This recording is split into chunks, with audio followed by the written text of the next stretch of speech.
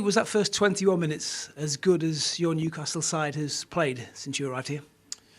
Possibly, yeah. I thought we were ruthlessly efficient in front of goal. We were bright, really good with the ball, and really good off the ball in that early stage of the game. So it was great to see in such a big game as well us take control of the match like that.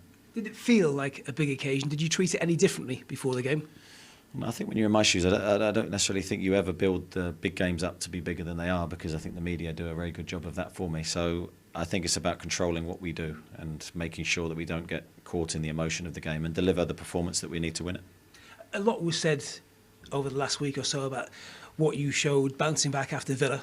I suppose that's exactly what you did show, the ability to put that behind you and put out that kind of performance.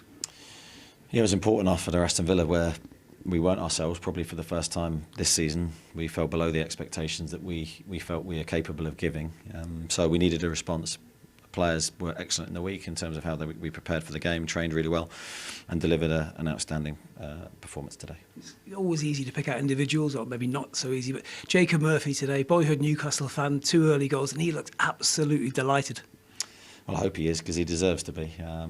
Brilliant attitude, always committed every day in training. He's excellent in what he gives us. And I'm delighted that he gets the plaudits today for the 2 goals, especially the second one was an incredible strike. And we see it from him a lot in training. He's an excellent finisher. So, yeah, really pleased he's got the 2 goals. Yeah, he's played as many games as anybody since you arrived.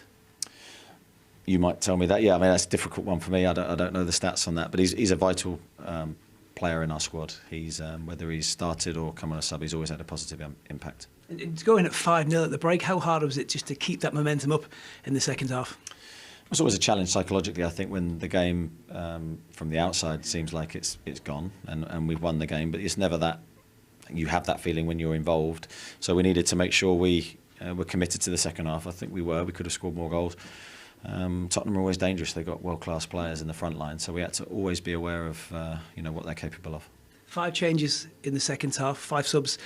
Were all of those with Everton in mind? Any of them serious? Fabian Schär looked a little bit uncomfortable when he came off. Yeah, Fabian looked like he was feeling something. I don't know the extent of that. Hopefully it's minor. Bruno was feeling his ankle. And Kieran was feeling something in his foot, I think. So, look, we'll wait and see. Hopefully nothing too serious. So on to Everton.